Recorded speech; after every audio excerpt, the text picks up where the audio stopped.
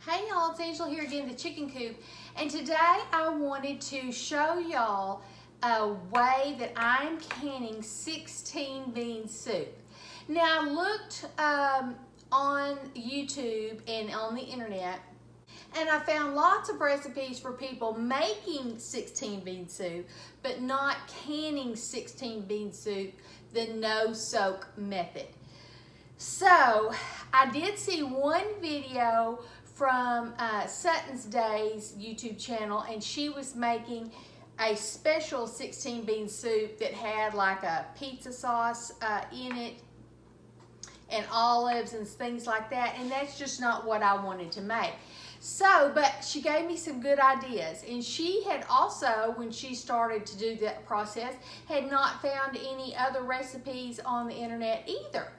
So I tried it yesterday or day before yesterday, and then we ate it last night because I wanted to see how it turned out, if it turned out well, and to make any adjustments on it. And it did. It turned out really, really good. I liked it. There are a few little things that I'm going to tweak on it, and I'll tell y'all about my recipe that I started with and what we're going to tweak about it as well today. So let me show y'all the jar that I canned yesterday. I canned 5 quarts. 1 bag of 16 bean soup makes 5 quarts of 16 bean soup. Today I had 2 bags, and we're gonna make, let's see how many, I've got 10 quarts here today. So let me show you the quart that I made yesterday, and let's show you what it looked like. I'll get y'all up close and personal. All right, so this is the quart jar. As you can see, here's the beans in it. It does kind of want to separate a little bit, but when, you know, it's easily shook up and all mixes back together.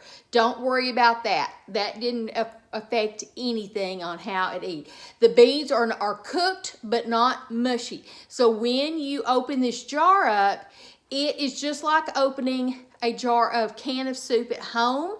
You just heat it up and eat it. You don't have to cook anything. So it's, you know, if you cooked and cooked and cooked, you're going to have mush again. So, but this has a really good flavor. Now, my only issue is I had some siphoning, as you can see. Normally when I have siphoning, I'll have siphoning on like 1 jar. But this, every one of my jars siphoned to this. Does it affect, siphoning does not affect anything except if you don't have enough liquid to cover the contents of the jar. If you look up about siphoning, as long as way more than half of your liquid is still in your jar is still good. It's just not something you want to strive for in canning, is to have siphoning. So one thing I think that might have happened is that, you know, you can see I have plenty of liquid. It's not like my beans have pushed out up and over what the content of my jar is. So we're going to work on that, see if we can do any better today. One thing I did notice, my grandkids were over here yesterday. I had already put everything in the canner, but my grandkids were over here, and when it started doing its jiggling and everything, and I asked my daughter, I said, go over there and turn my canner down just a little bit. Not a whole lot, but just a little bit when it started jiggling. She said, Mama, it's already down low. And I was like, because my stove, being antique, is just kind of a knob. And I said, well, it shouldn't be down low. And I get over here, and she had turned it down. I was like, no, it shouldn't be like that. And she said, well, that's how it was. So I turned it back up. You know, this all happened in a very few minutes time, and I turned it back up. But I wonder if one of my grandkids had messed with my knob, and that will cause siphoning when there's a big, you know, temperature change in your canning process. So we're going to work on that today and see if that we solve the problem or not, okay?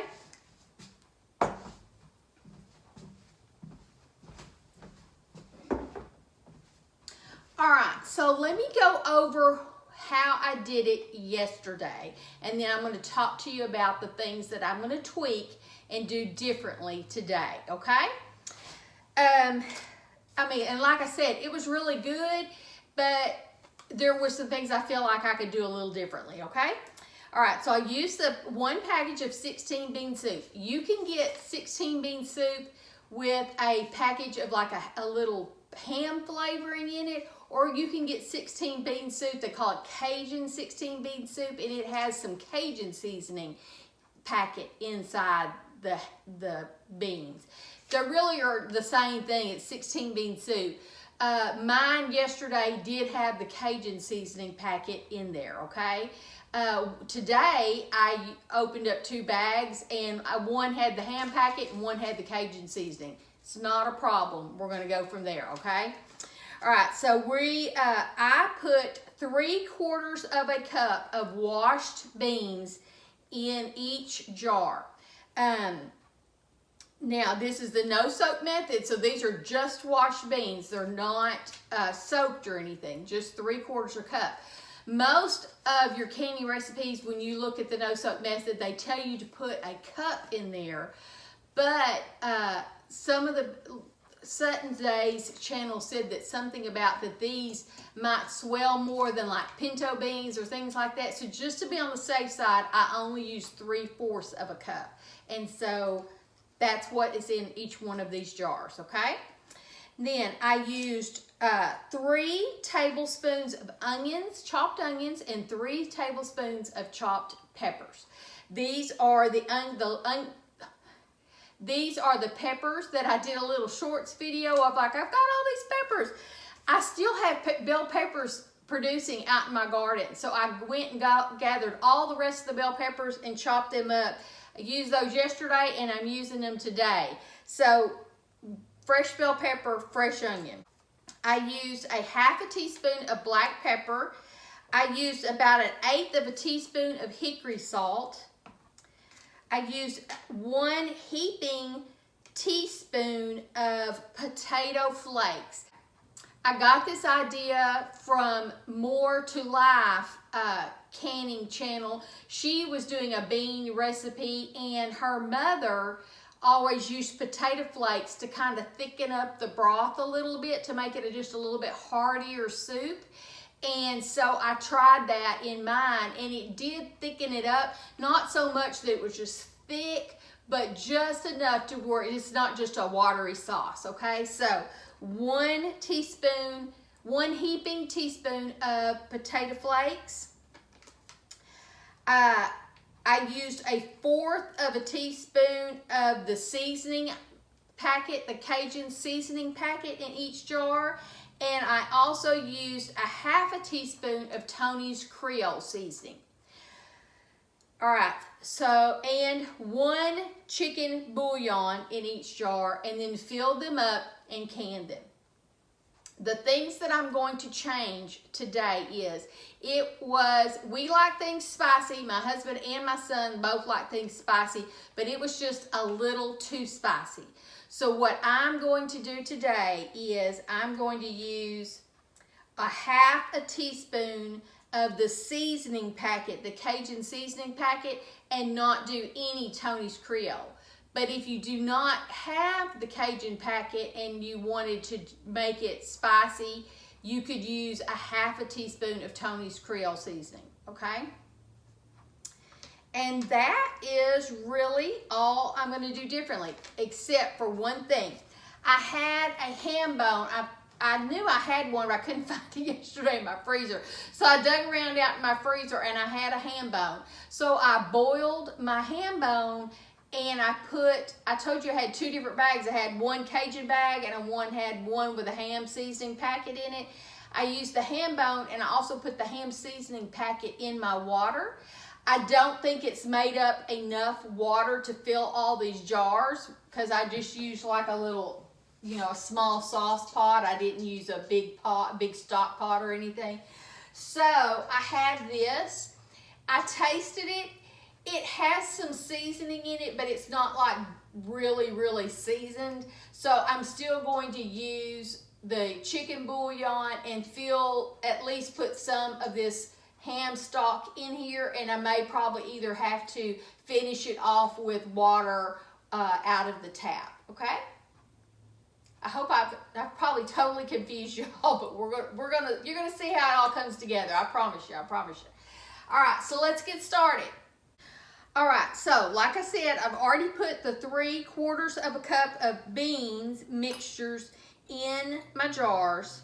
So now we're going to put the 3 tablespoons of onions in the jars. Let me grab a spoon. All right, so I've already previously chopped this bowl of onions. So about a tablespoon, we're going to put 3 of these in there.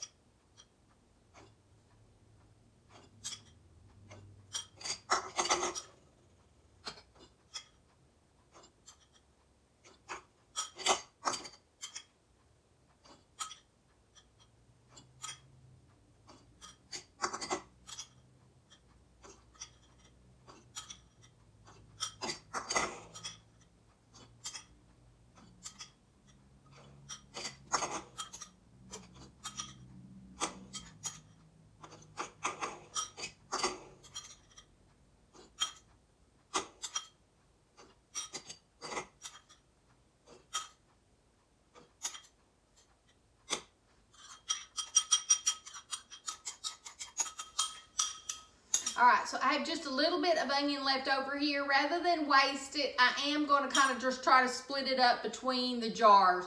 It might have like, a 1 teaspoon or something of onions in here. So we're going to do that. Just put a few in each, just because I don't want to waste. You know, I mean, I'm an old-fashioned kind of country cook, and if I wasted these onions, my grandma would shoot me. All right, bowl is empty. That's the one thing I want to talk to people about canning, the canning process. Canning is like cooking. It is a recipe. As long as you're following all the basic canning principles, you can change up things in canning. When you watch someone else's canning recipe, if you don't like this spice and you want to add that spice, you can do that. That's not going to affect the canning process. The canning process is to sterilize and make the food inside the jars sterilized and so that they won't go bad. It's not the recipe. The recipe is just a recipe like any cooking recipe. It's the canning process that should always stay the same. There should not be a fluctuation in the canning process. So that is the steps we're going to take for canning are going to remain the same. All right, so now I'm going to do peppers.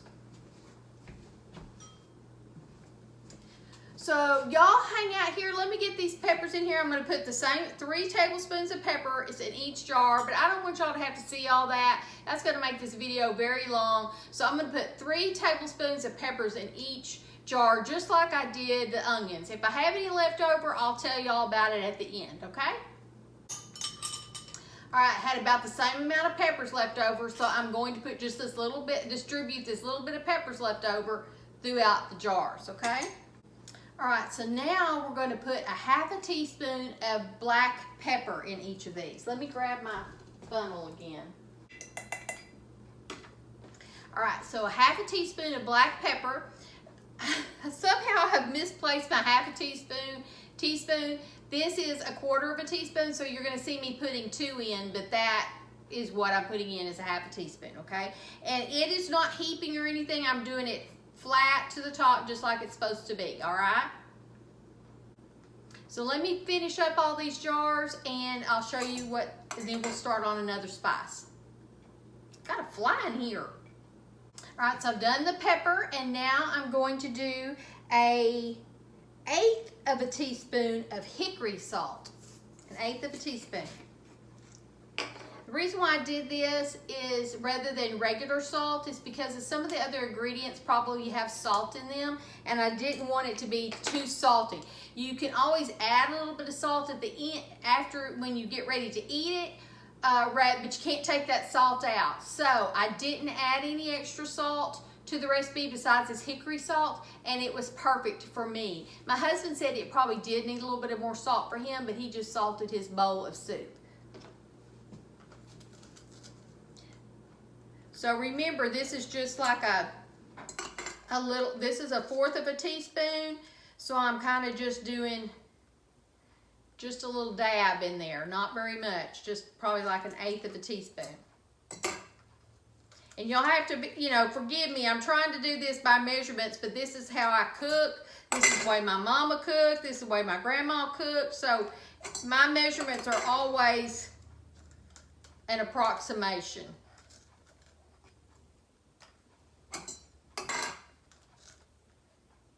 If my husband was here, I'd be telling him to kill that fly. It's crazy that it's December the 5th and we've got a fly. It was warm out yesterday here. It was like in the 70s. And it's cooled off, but it's still not cold out there now. It's probably maybe in the 60s, 50s. Okay, so that was some hickory salt, okay?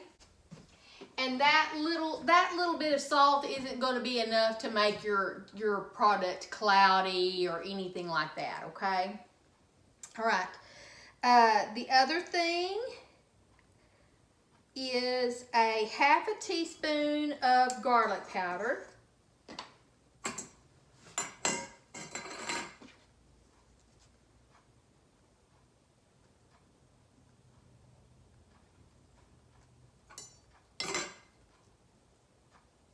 Y'all know I make my own garlic powder, but last year I had the garlic powder catastrophe, so I didn't have any garlic powder. So I had to buy garlic powder. So this, I'm trying to get this used up, and this is organic garlic powder.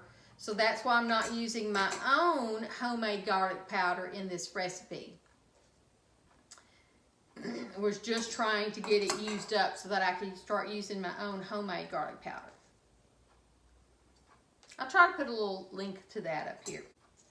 And remember, this is 1/4 of a teaspoon, is why I'm putting 2 of them in there to make a 1/2 teaspoon. And like I said, this is a recipe. If you like a lot of garlic or don't like garlic, it can be easily added to or omitted from. Now, the next thing is we're going to do a heaping teaspoonful of potato flakes. This is just a bag of potato flakes. It's the bag I had that I used yesterday. I didn't use all of it, so I'm going to use it today, okay? I'm going to do 1 teaspoon, but heaping in there, okay?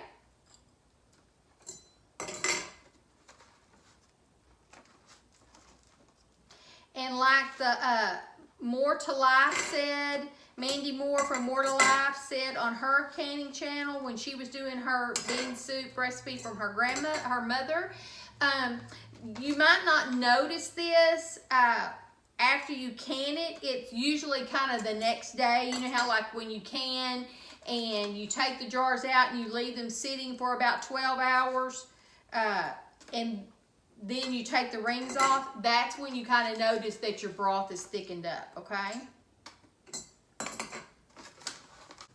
And all this is to do is to make this a little thicker broth. Because this is a soup recipe, remember? We're making 16 bean soup, not just canning beans. So it's kind of almost the same thing. And then we're going to put, this is the seasoning packet of the Cajun Seasoning. This was the one I had yesterday. I also have one from the 2 bean packets that I opened today. I'm going to use this up, and we're going to use a 1/2 teaspoon of this Cajun seasoning. If you just had the regular 16 bean soup with the hand packet, but you wanted to add some Cajun seasoning, you could just use a half a teaspoon of the Tony's Creole Cajun seasoning or whatever Creole seasoning that you like, okay? But you know, we're kind of in the South, very close to Louisiana. We're not too far from that. So we like things a little spicier than what most people like. And I was actually surprised.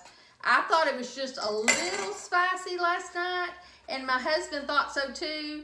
And that's unusual because he usually doesn't think it's spicy when I think it's spicy. So I said, well, I probably need to back off the Cajun seasoning. And like I said, I had done 1/4 of a teaspoon of this Cajun seasoning yesterday, and then I had a half a teaspoon of Tony's. So we're going to back off to just 1/2 a teaspoon of one or the other. All right, so the next thing we're going to do is we're going to put 1 chicken bouillon cube in each one of these jars. It's going to take me some time to get all these unwrapped, so let me get these in the jars and then we'll come back when we fill them up, okay? All right, so I've got a chicken bouillon in each one of these jars. That is the way I did it yesterday, and I just used tap water. Now, if I had done this recipe back around Thanksgiving after having my turkey carcasses and making my turkey broth, I probably would have just used my turkey broth and not put in a bouillon. But I've already canned those jars up, and so I don't want to waste all that. So I'm just putting a bouillon cube in here. But today I found that ham. I'm going to use the ham, kind of distribute it in each of the jars, and then top it off with just water. So let me get my ham out of here.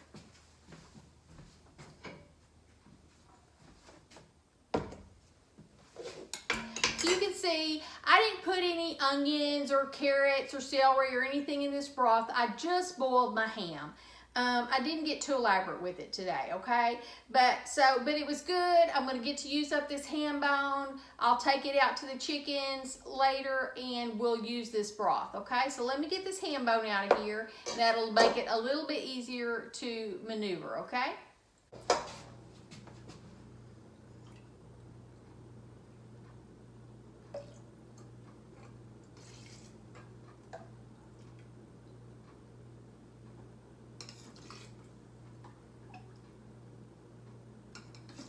We're going to start with about 3 of these ladles in here, just see how far it goes.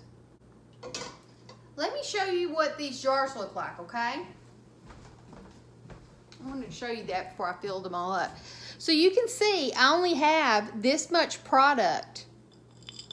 I mean, you could shake that down, and that's easily not even half of the jar.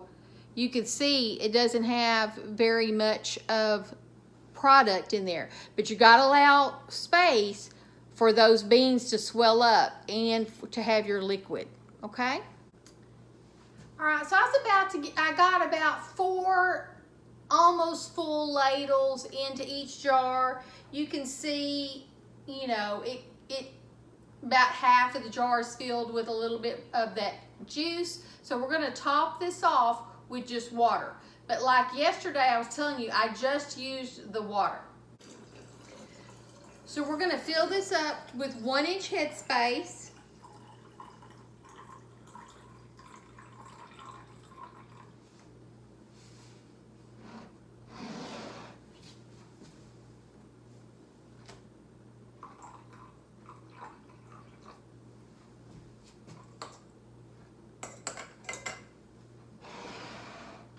So let me finish doing the rest of these jars and then we'll get them into the canner, okay?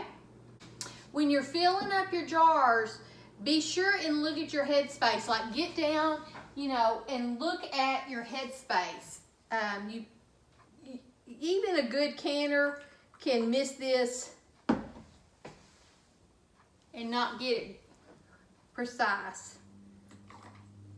These are the things that you need to be precise about. Okay, that looks good. So I have all the jars filled. I have the correct amount of water in my canner. Now, every canner is different, and you need to look at your instructions for your canner, how much water you put in there. And it is the water with the rack in there and empty. It is not the amount of water that your jars make your water rise to. So start out with the correct amount of water in your canner per your canner's instructions, okay? And that is cold water. We used cold water out of the sink.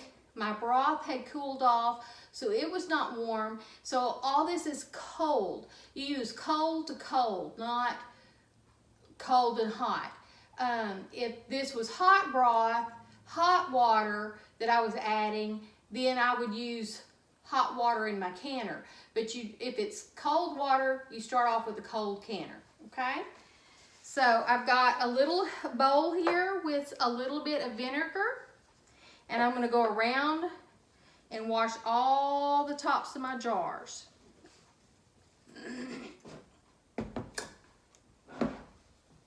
This is a very important process. Yes, I used a funnel and I was not messy, but you know, I mean, no one's perfect. I'm kind of a get her done type gal. So I'm going to wipe off all these rims of these jars. It also helps you to inspect the rims of the jars.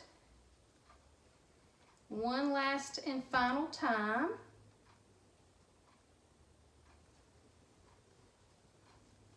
Okay, now I have a little bit of vinegar left in this bowl. This is what I do with it. Well, right in my canner. Keeps your canning jars clear. All right, so gonna use some lids. Got my lids out here. All right, and then put your canning lids on fingertip tight into the canner.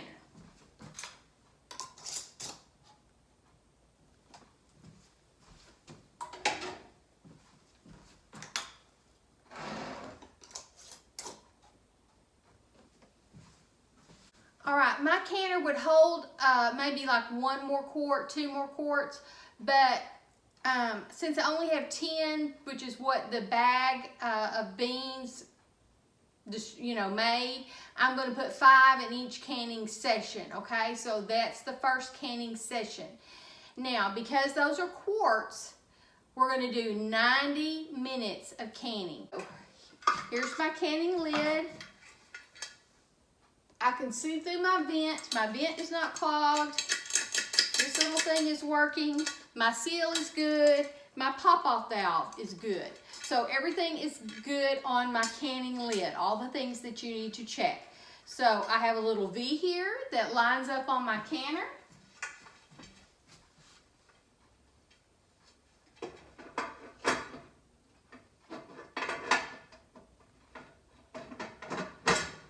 Okay, and then the V is lined up, it's sat down, and I'm going to turn my lid and turn my lid, and I'm going to turn my heat on.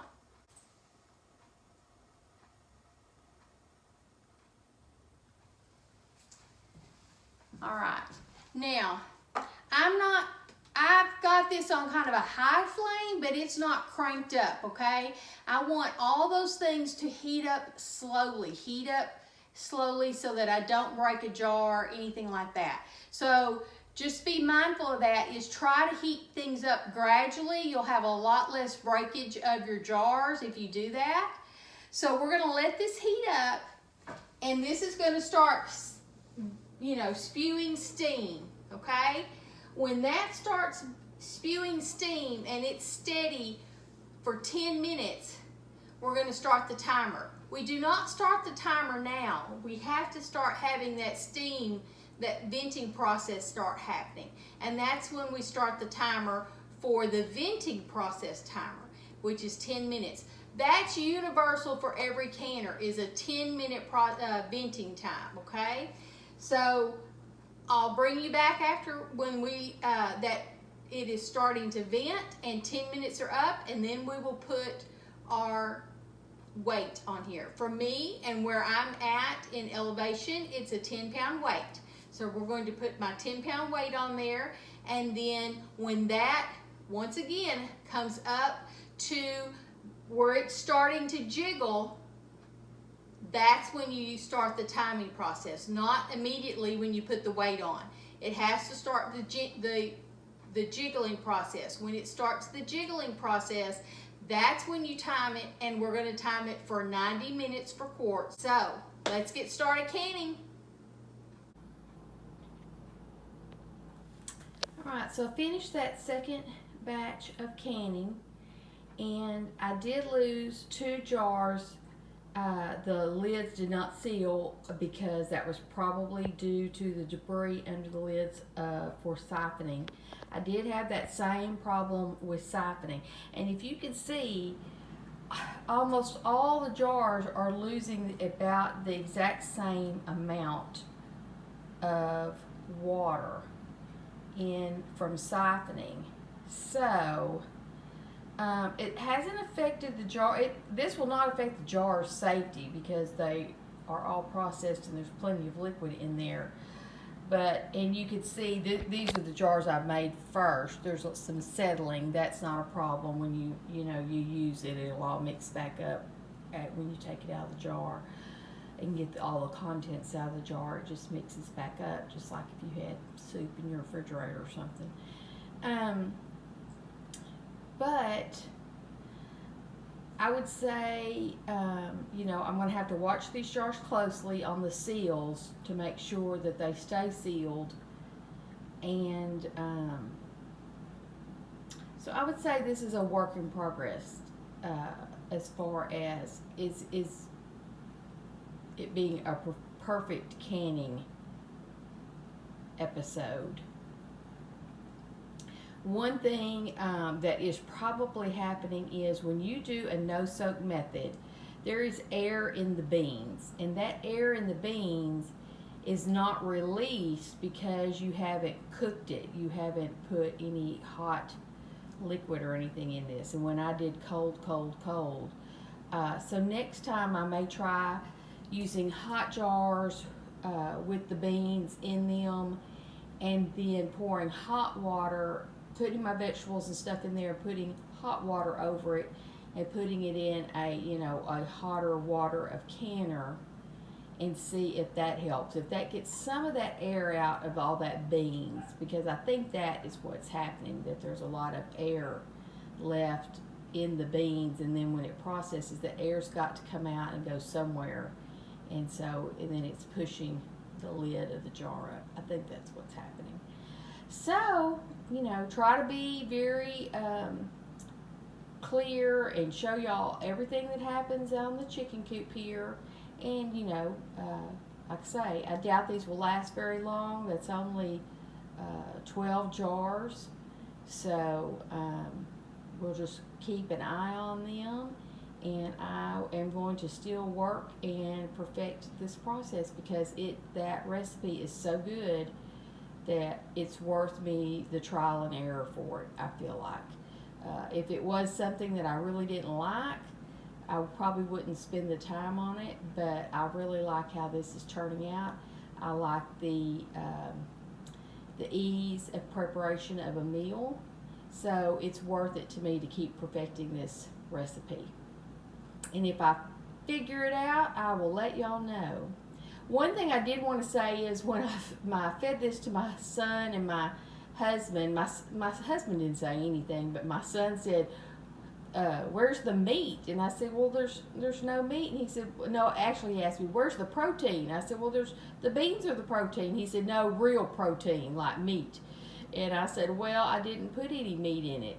And he said, this would be better if it had like some Eckrich sausage or something cut up in it, which would be totally something that you could add at the time of serving. You could put some Eckrich sausage in there while you're heating it up, and that would be good to go. So for men, they might like a little bit of a meat in there, and that's just your choice. But I didn't process it with any sausage or anything in there.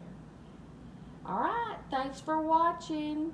Y'all, please like and subscribe and share it with your friend. And if I perfect this, I'll give you an update. Bye-bye.